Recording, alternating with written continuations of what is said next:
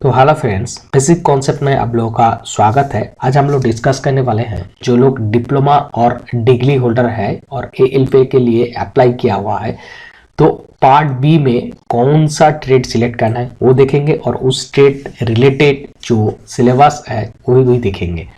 तो मेरे पास बैकग्राउंड जो है इलेक्ट्रिकल है, इसलिए इलेक्ट्रिकल का नॉलेज है मेरे पास, तो इलेक्ट्रिकल का बताऊंगा। जो लोग का इलेक्ट्रिकल इंजीनियरिंग है तो वो लोगों के लिए क्या क्या ऑप्शन देखिए यहाँ पे है। Electrician, instrument mechanic, wireman, under armature, refrigeration और एयर कंडीशनिंग मैकेनिक।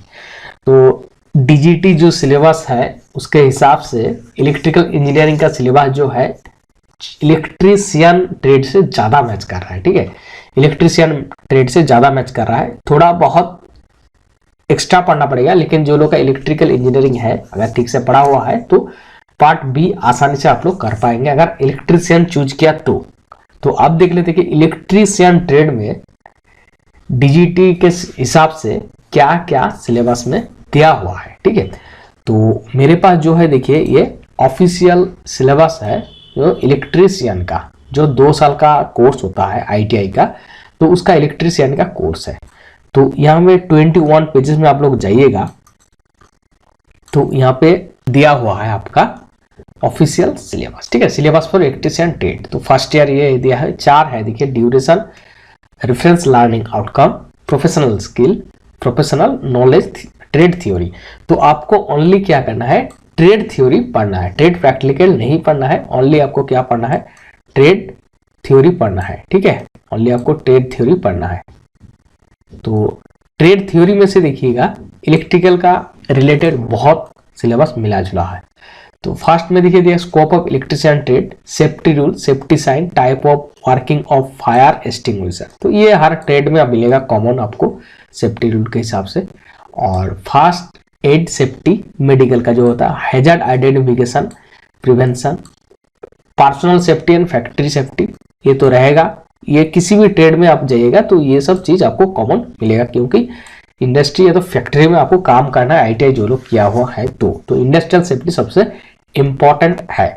ठीक है, उसके बाद देखिए ट्रेड टूल स्पेसिफिकेशन, उसके बाद क्या हुआ देखिए इलेक्ट्रिकल कोड 2011।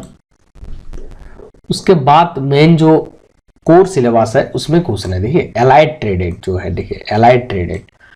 तो introduction to fitting tools, safety precaution, description of files, hammer, chisel, hacks of frame, blades, their specification and grade. एक कोई भी ट्रेड आप पढ़ लीजिएगा, डिप्लोमा चाहे बीटेक कोई भी ट्रेड पढ़ लीजिएगा, तो ये सब कॉमन रहता है। फर्स्ट ईयर में ब्रिज कोर्स में ये सब रहता है। ठीक है, तो सब लोग ये सब पढ़ा हुआ है।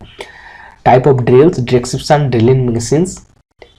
उसके बाद देखिए making tools, marking tools, clippers, divider, surface plates, angle plates etcetera.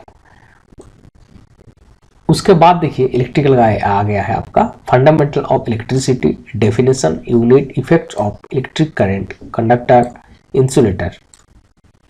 Next देखिए conductive material and their comparison. उसके बाद देखिए joint in electrical conductor, technique of soldering, type of soldering and flux.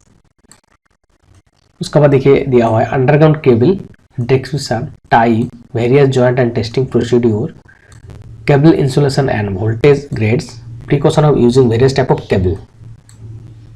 उसके बाद देखिए Ohm's law, simple electrical circuit and problems, Kirchhoff's law, series and parallel circuit, open and short circuited series and parallel network.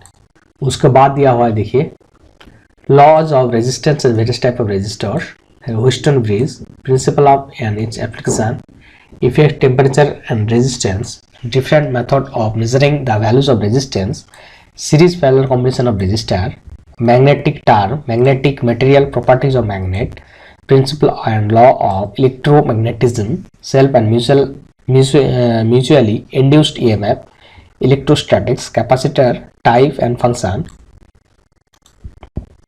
देखिए सारा electrical का ही है। उसके बाद देखिए inductive and capacitive reactances, their effect on AC circuit and related vector concept, comparison and advantage of DC AC system, related terms of frequency, sine wave, phase difference, active reactive power, single phase 3 phase system, problem in AC circuit।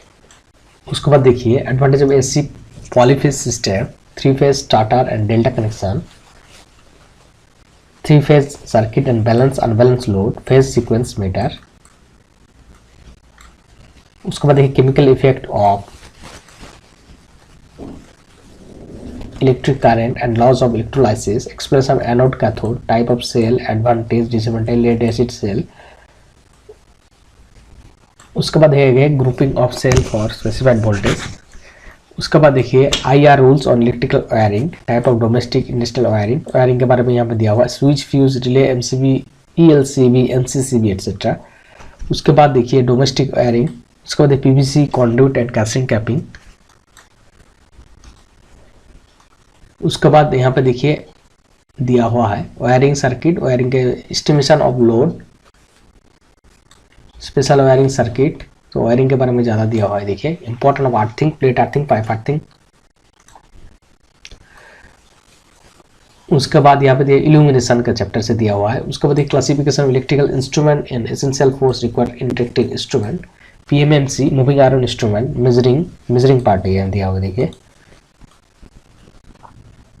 उसके बाद देखिए error and correction in measurement.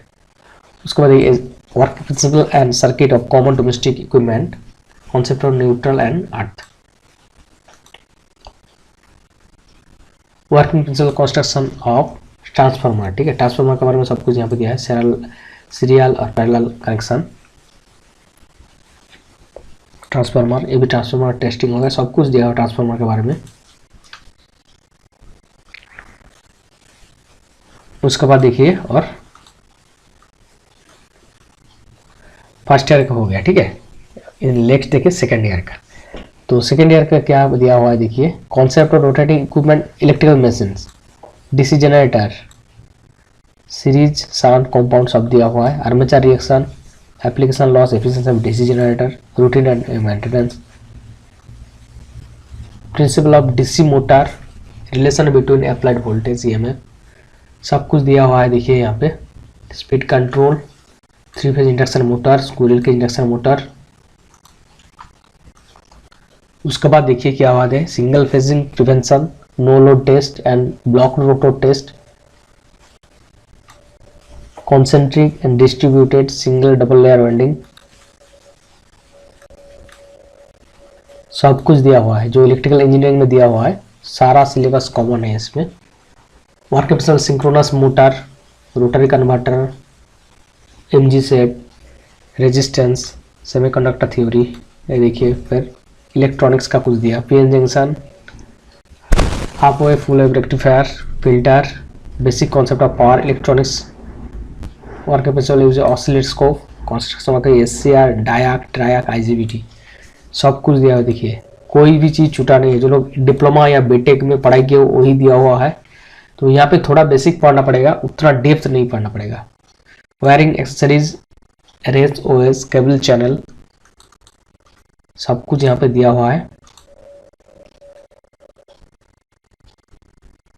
Basic कौन सा block diagram और voltage stabiliser, battery charger, emergency light, conventional non conventional source of energy, power generation, देखिए ये भी दिया हुआ है, जनरेशन ऑफ पावर दिया हुआ है, पावर सिस्टम का भी सब कुछ दिया हुआ है। ठीक है, तो सिलेबस लगभग देखिए इलेक्ट्रिकल इंजीनियरिंग का जो सिलेबस है सब है इलेक्ट्रीशियन में।